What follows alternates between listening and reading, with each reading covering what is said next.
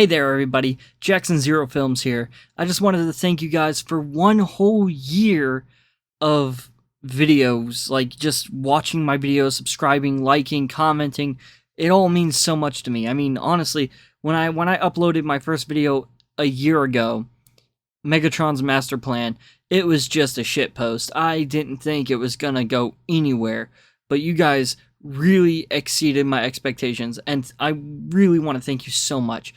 And speaking of thanks, this entire video right here is made to thank the VAs, the voice actors and actresses who have helped me bring these videos to life. Without them, I probably wouldn't have been able to do half of the videos that I have done.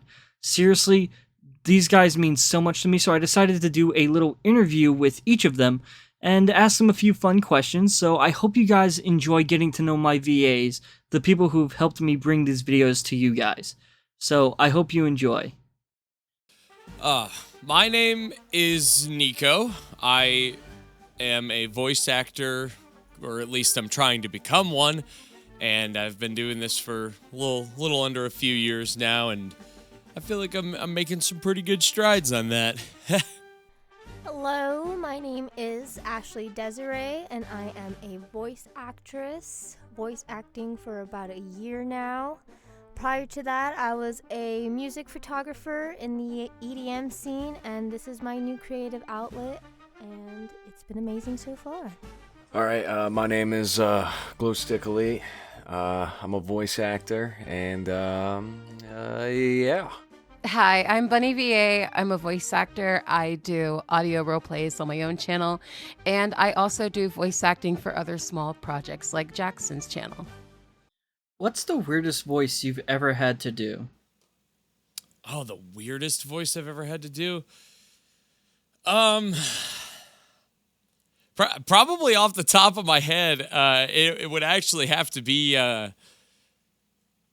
okay, so there is a project that I'm working on right now, and I play this little robot called Giru, and he basically only speaks in his name, but he still has lines of dialogues, and he sounds really weird. So he's like, Giru. Like, but yeah, that's probably the weirdest one I've done. Probably right next to that little Pidge fellow that you had me do. Yeah.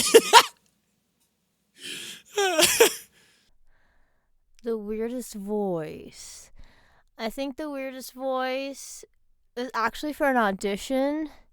I can't even pronounce the character's name, but the description was kind of like an eerie but ethereal little imp. So I'm just thinking, my precious. But also because of the ethereal, it's like a little more high-pitched and, oh, my precious. Danger, danger.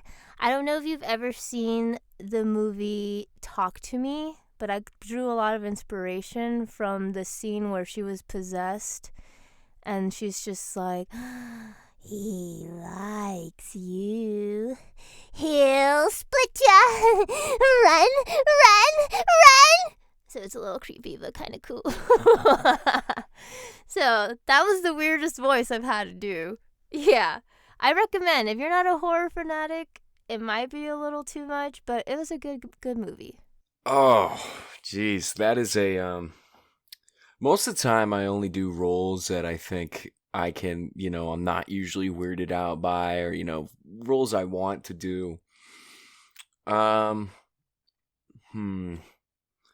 wouldn't say like weird bad, but kind of hard to nail his voice. Tien, I trying to sound like him. You gotta have a certain inflection to your voice, and for someone like, when I do Vegeta or when I was doing Jazz, that's pretty easy. But Tien, that took a bit more of workshopping the voice. Do auditions count? Like if I auditioned but didn't get the role?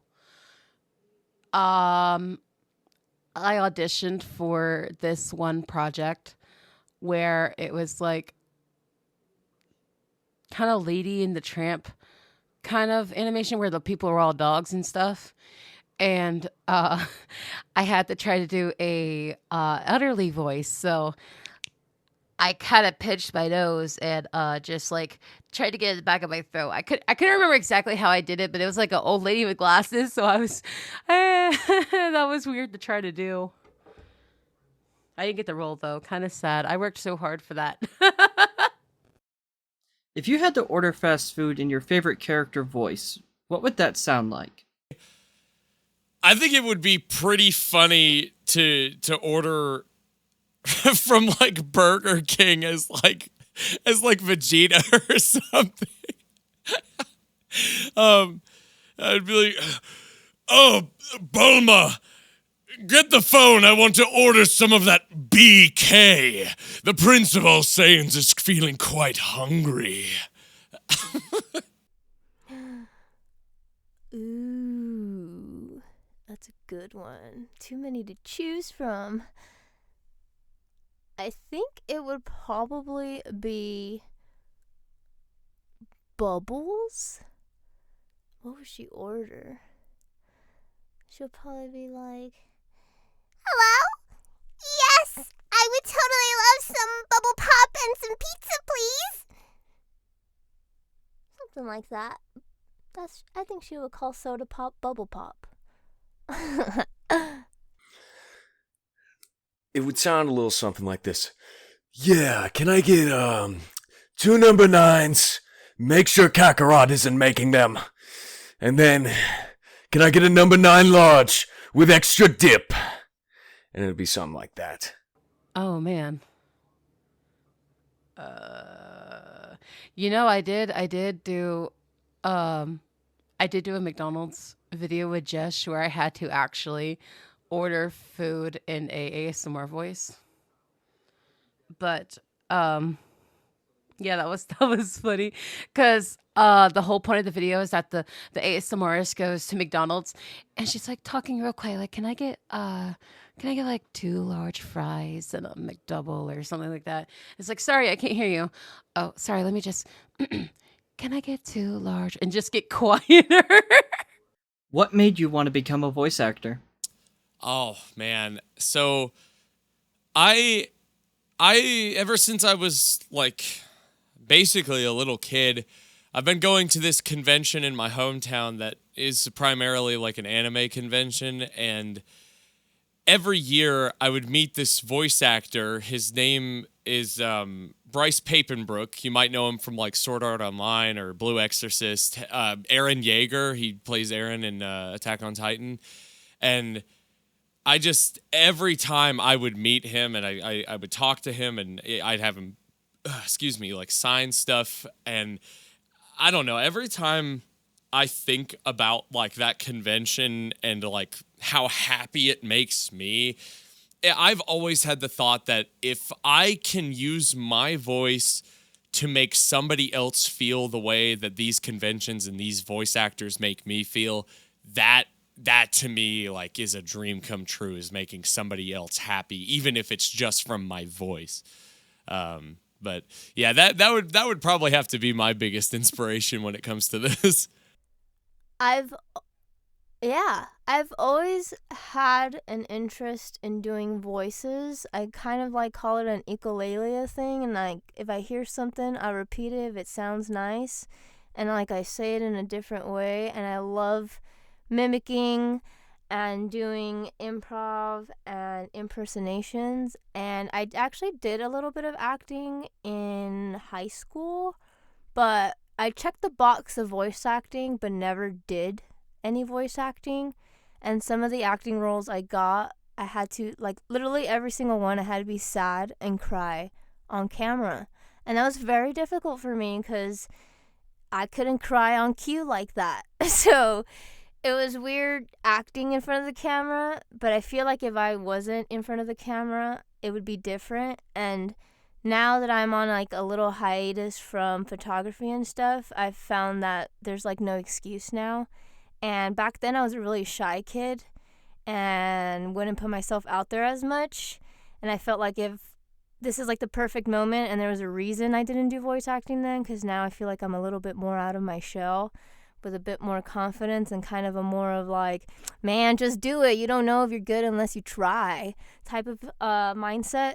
So just threw my hat in the bin, kind of the same way I did photography, just shot my shot, and a lot of no's, and that's okay, because in those pile of no's, there were a few yeses, and they were all so very fun. Forever grateful.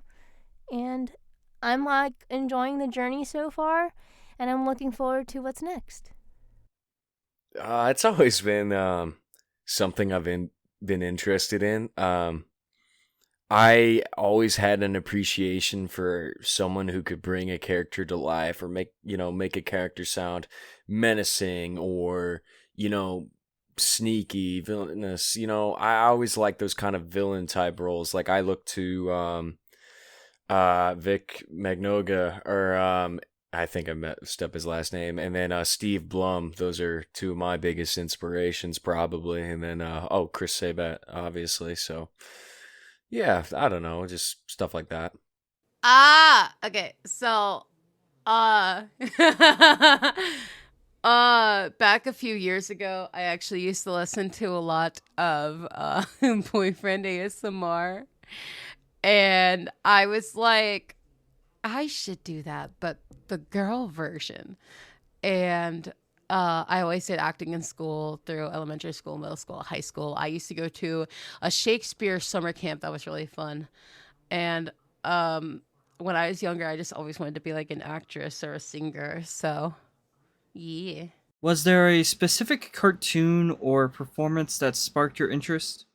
Oh, see, that I feel like that's such a tough one too, because like once again, on the same note of me being like a lot younger, like I used to play a lot of games on like the PlayStation 2 and whatnot, and it's like sometimes I would find myself like wanting to like mimic the characters that I would be playing as. Like if I was playing Jak and Daxter, I would want to mimic Jak sometimes, and like if I was playing Ratchet and Clank, I would want to mimic him.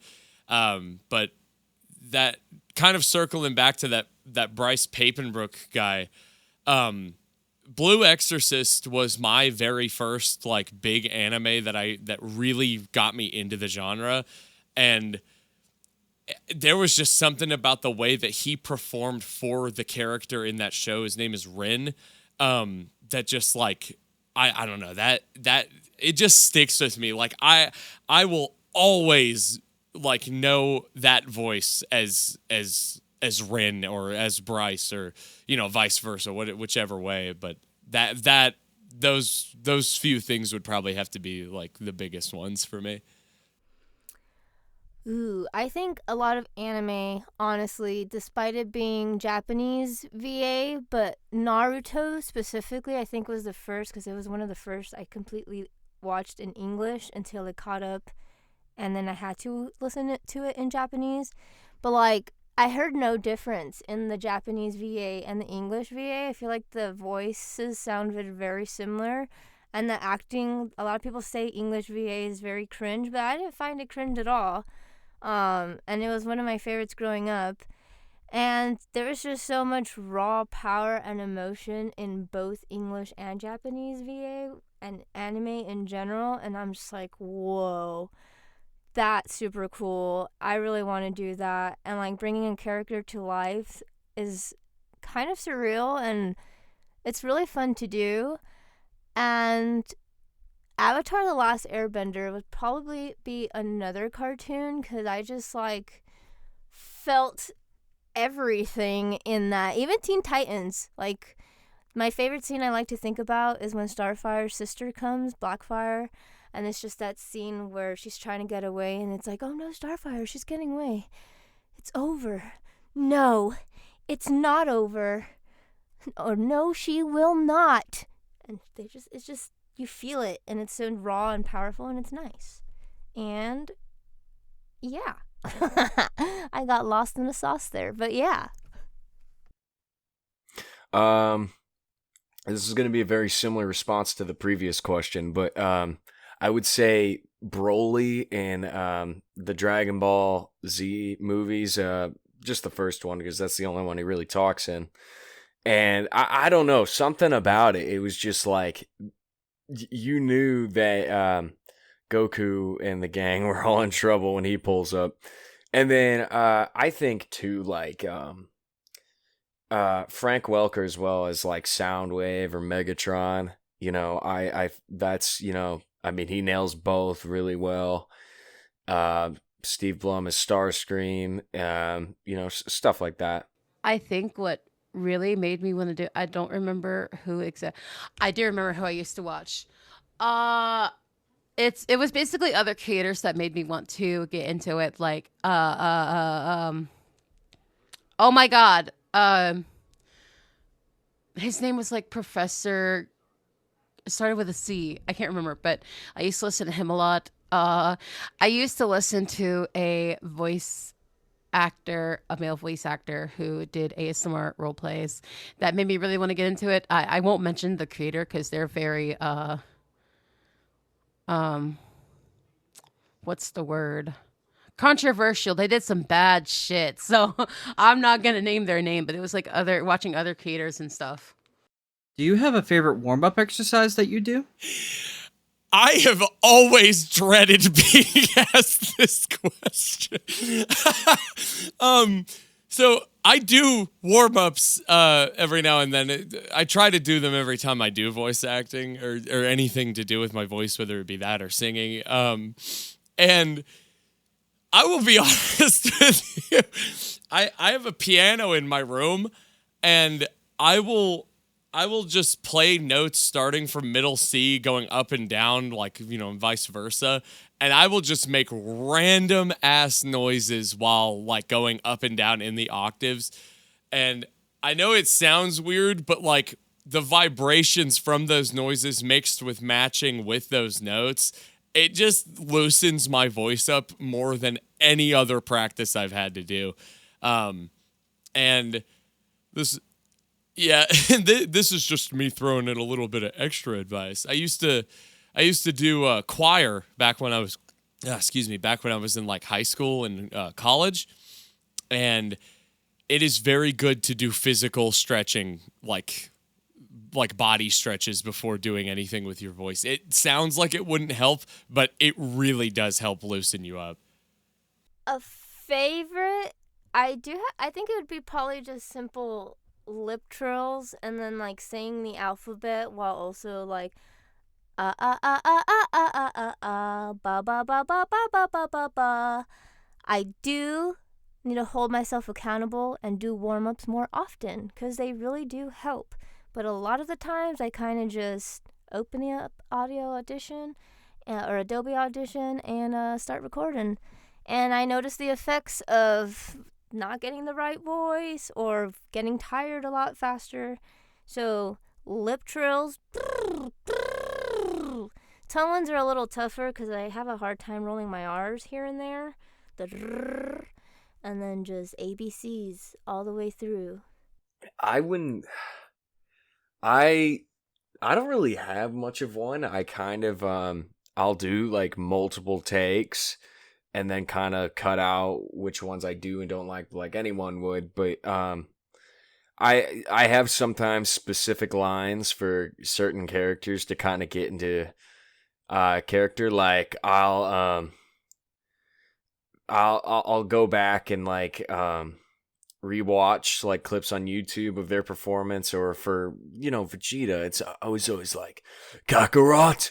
Something like that. That one, just anything that had to do with their character. And I would like almost gargle water sometimes because my throat would be so dry that I couldn't get my pitch, or, I just couldn't get it where it needed to be. We're supposed to warm up. I don't really do any warm-up exercises to prepare myself for recording. Sometimes I will have some hot chocolate if my throat just feels like really just dead, and kind of like how it feels right now, or I will drink a lot of water, or I keep a bag of Hall's cough drops on my desk for when I'm recording and my voice just sounds dead, and I'll just have a cough drop in my mouth and it'll help with recording. Out of all the characters you voiced, which one is your favorite? Out of all the characters, I think it would have to be this pink-haired cutie named Mamie. She is from. His name is His Coconut Gun. He is a great artist and animator, and he draws inspiration from FNF. I am not familiar with FNF, but I have seen that little rhythm game. But I didn't know there was like a whole broad, like fan made, fan characters, like all this stuff with it. So it's really fun. So this is like his OC character, and she's just so cute and rebellious and spunky and also high pitched, and she just like, it's kind of like an Adult Swim type cartoon deal. So it gets pretty out there with the comedy. A little brain rot here and there, but that doesn't hurt a little sometimes. But she's super cool. I love her a lot. And it's like doesn't stray that far from my own voice, which is really nice. So I just got to pick it up a little bit, you know? Consistently, and probably because he's the easiest, and this is, I mean, yeah, I don't think you've seen it, but I've voiced Shadow the Hedgehog in plenty of projects, and it is always so fun to do him because, I mean, I don't want to say like, oh, I don't have to try very hard. No, I just, it's so fun to just kind of jump into his character because you see all the meme material about him, and you can just voice him out. Whereas, others kind of have limitations, but I'd say that's probably my favorite overall.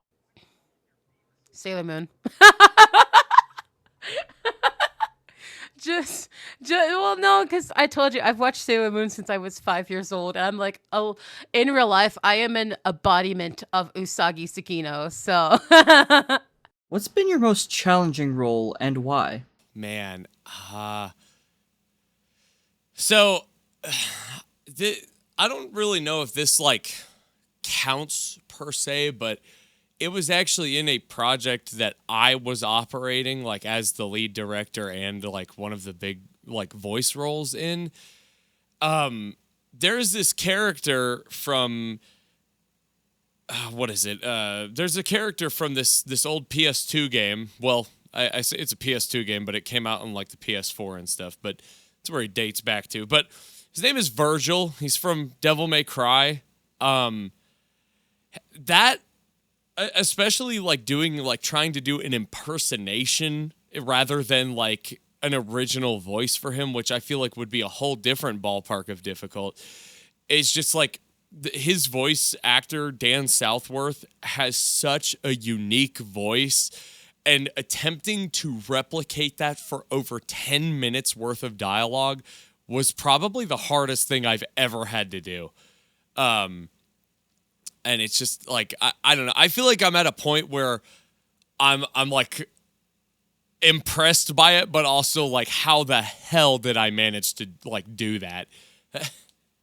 I think the most challenging role I have at the moment is a character named Kira. I have a very difficult time with more mature, deep voices, so I was really surprised when I got this role, and the other role I auditioned for was one I was more suited for in terms of my comfortability, where it was high-pitched, high energy. So it was like, oh, haha, okay, I'll play the opposite of what I'm used to, which is good because it's a challenge, and it's really hard for me to get that deep, so I really have to warm up and like do really low lip trill and get down there and be serious and have a little like breathy tone to it, because she's just tough, she's cool, and she doesn't care about anything but beating things up. So it gets down there. That's probably been the most difficult, and to get into that mindset since I'm just like smiling all the time. I would say Ash because that's the first one that I actually tried to do like an impression of the character, and I'm surprised it actually turned out so well. Cause like I would do the impression for other people or show them the demo that I recorded, in the Ash voice, and they're like, "There's no way that's you," and I would have to put my hand in my throat and do the voice for like, "Oh my god!" I'm like, "Yeah, that's me. That's me." Which character would you trust with your bank account? Characters that I've played that I would trust with my bank account information. I'd probably trust Keith with my bank information. I feel like he's a sensible leader. I mean, they're all dead now, but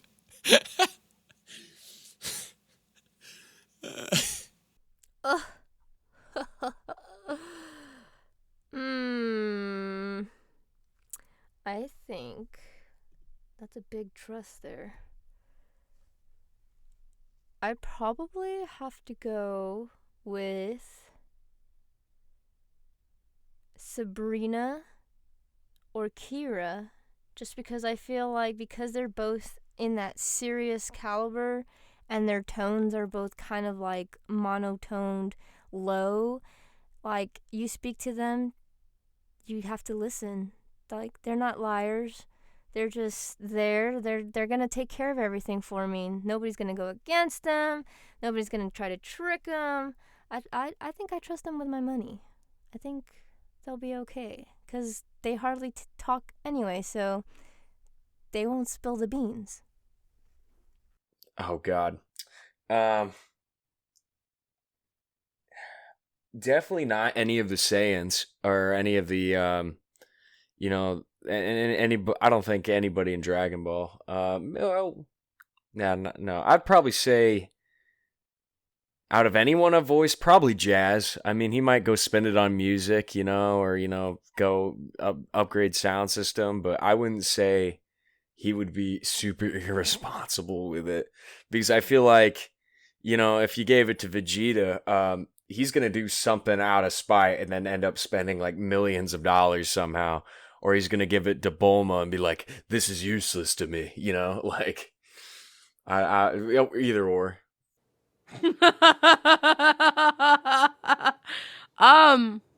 None of them. You know what? You know what? I feel like I kind of would. I would give Ash my bank information just to see what he would do with it or buy. I know I can't trust him whatsoever, but I want to see the chaos that would unfold.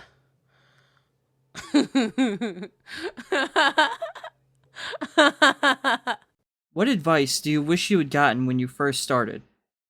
See, this is something that I do think about quite often. Even now, I still think about things that I could be doing differently, even though I'm a little bit more experienced now. I think, especially with how things have been going on my socials lately, my bad, with like certain posts of mine getting like a lot of attention and stuff, it is, even if the idea may seem like stupid or silly, or even if that there are certain people that are going to not like it, I really think it is worth just taking a shot. Like, there was a video I posted on my Twitter, or X, whichever one you call it, where it was literally just me screaming over a Roblox GIF, like a Dragon Ball Roblox GIF, and it has like over 300,000 views on it. Like, and while I was recording it, I was like, should I post this? This is actually the stupidest thing I've ever done.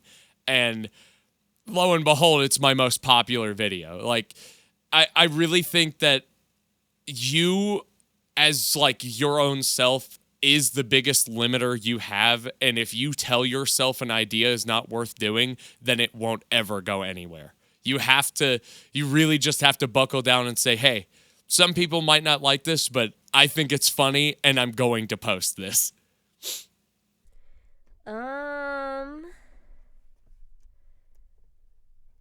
I think some advice I wish I got before I started was kind of on maybe some soundproofing advice and like demo reel advice. I didn't really start soundproofing my stuff or care about soundproofing I mean, I'm still fresh in the game, so I can't really like speak on it too much, but from my experience so far, trying to find the right equipment for soundproofing. I've got like some foam boards, but like, they're just your basic Amazon ones, and they flopping everywhere. And I used to just be outside of the closet before I turned my closet into a booth. And I just thought, oh yeah, having foam panels on the walls is great. But I was in a room with nothing behind me. So like, I was thinking I was still doing good until I got like some Jun Yoon feedback, and he was just like, yeah, your audio's not suiting you. Your mic's not suiting you. This is not suiting you. And I was just like, I'm over here thinking I was doing so good. But that was good advice. It was good and eye-opening, so I kind of took a pause and like focused more on my booth before I really started. And I feel like if I got that advice before, I wouldn't be stressing, because I did have like things to turn in, more auditions to do. Maybe this was the reason I wasn't getting some roles in some auditions, like who knows if all that played a part. And I feel like in the beginning, maybe, who knows, I could have gotten a part I really wanted. So kind of getting that advice in the beginning about soundproofing would have been very, very helpful. Then again, I could have done my own research, but I was just too excited and dove right in. Practice makes perfect. You can have a good impression of a character, which trust me, I have plenty of, and it's okay to lean on that, but at the same time, you don't want, you need to invoke some emotion. You can't sound like a robot reading off the script. Think of you as the character. Think of you getting worked up. Like, I'll do hand movements at my desk sometimes because I feel like it subconsciously helps me. Now, it also kind of hurts a little bit because it'll move me away from the microphone here and there, but just, whatever you need to do to feel like, oh, you're the character, you're in that story, get you psyched up one way or the other, and not just like, oh, I'm doing an impression. Then that's probably what I'd go with. You may not be confident now, but it will build over time. Just go at it, take that shot. Because honestly, I tried to get into voice acting when I was really young, like 15, 16. But I was on voices.com, and I wish I would have started my YouTube channel back then. Like, I wish someone would have told me just like, hey, start this right here, start small, and then build up to that. But yeah, just like if people ask me for how, I have people in a subreddit that I'm in that they ask for advice, like how to get started. And I tell them, all I can tell you is just go for it. Get started. You'll get better along the way. You might not be good right now, but you will get better along the way. You just need to get that foot in the door, Where are you wanting to go as a voice actor? Are you wanting to be more professional or keep it as a little hobby/side job? See, this is one of those questions / like situations that I myself am still kind of struggling to like find an answer for. I would love nothing more than to use my voice as my job and take it to a very professional level, like going to studios, even building my own to produce audio tracks and just, I don't know, just work with really amazing people because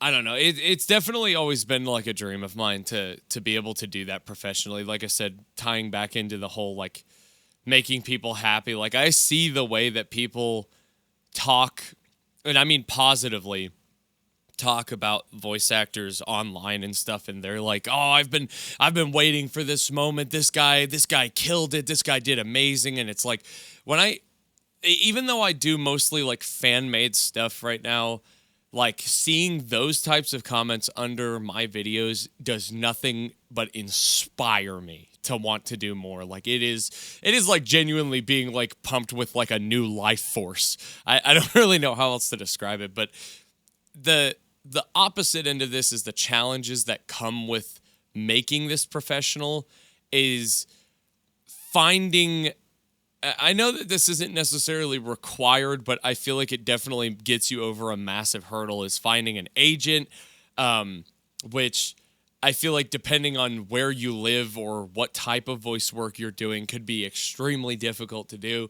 Like, I won't say where I live, but I'm basically in, like, you know, the backyard bayou, fucking middle of nowhere. Sorry, excuse me, language. But it's like, I basically live in the middle of nowhere. Like, all of the radio shows around here are like for like country music or like, oh, hey, this celebrity's in town, look at them, that type of thing. And I feel like taking the risk of moving halfway across the country just to attempt that type of lifestyle, it's like I would give anything for this to become a career, but at the same time, I know the risks that come with it. And like, I just don't want to put myself in a position where I lose everything because I took a gamble on something that I just couldn't make it with.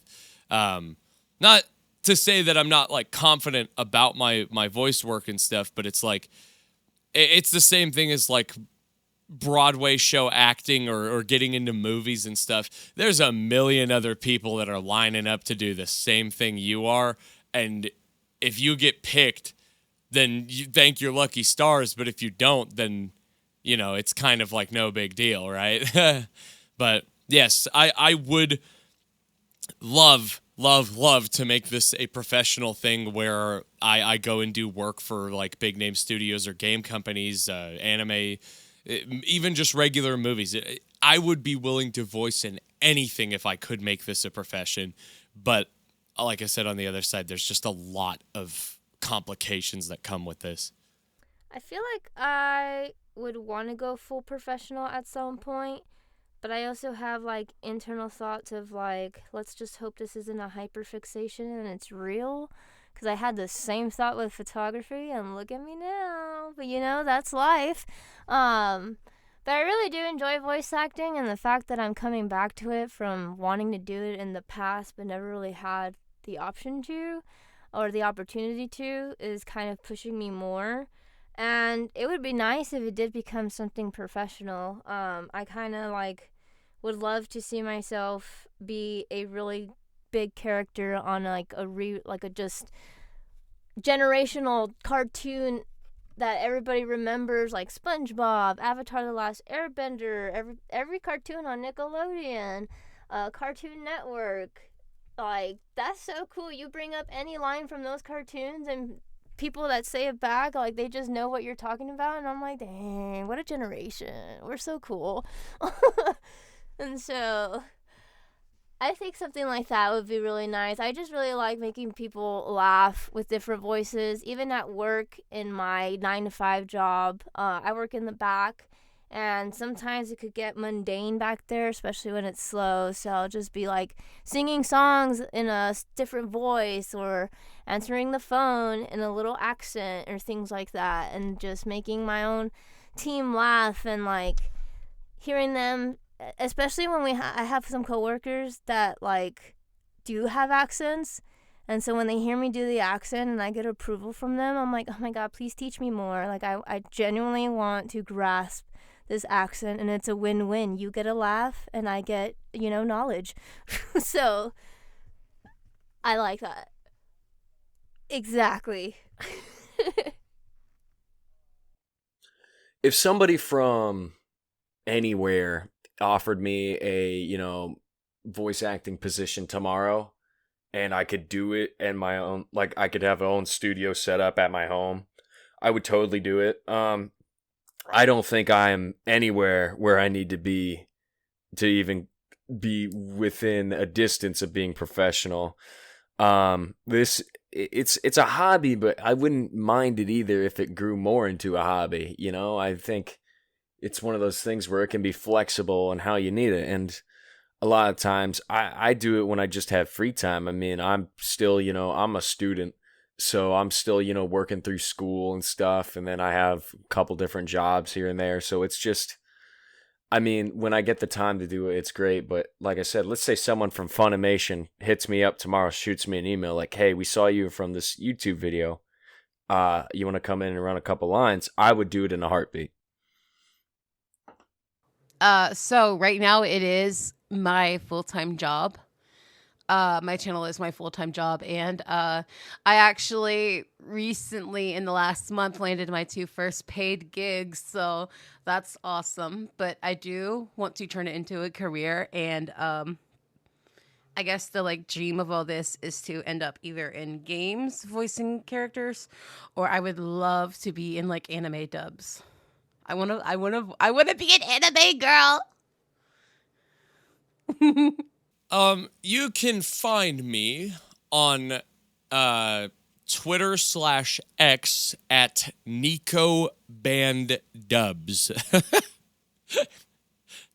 That's really my most popular space. I'm also on TikTok under Nico Band Dubs as well, but yeah, my Twitter is my bigger space.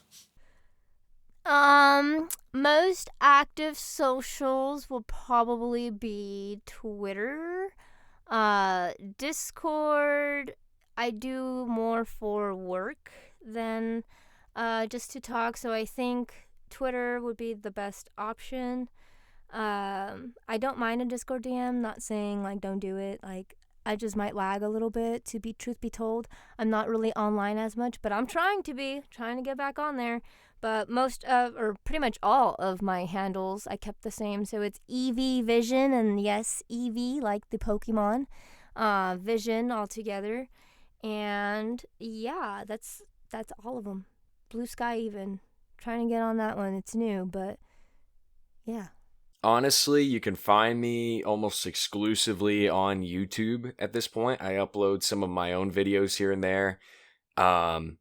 And then you can find me on Casting Call Club. I used to have a Twitter, didn't use it as much. And I'd say that's about it. I usually post my voice demo reels on YouTube or other funny content that, I'll hit record on OBS or something and think, oh yeah, the people will get a kick out of this, and usually they do. So, yeah. I suck at social media, so the best place to find me is on my YouTube channel at BunnyVA_ASMR, or the display name is BunnyVA Audios. And Jackson will link it, I hope.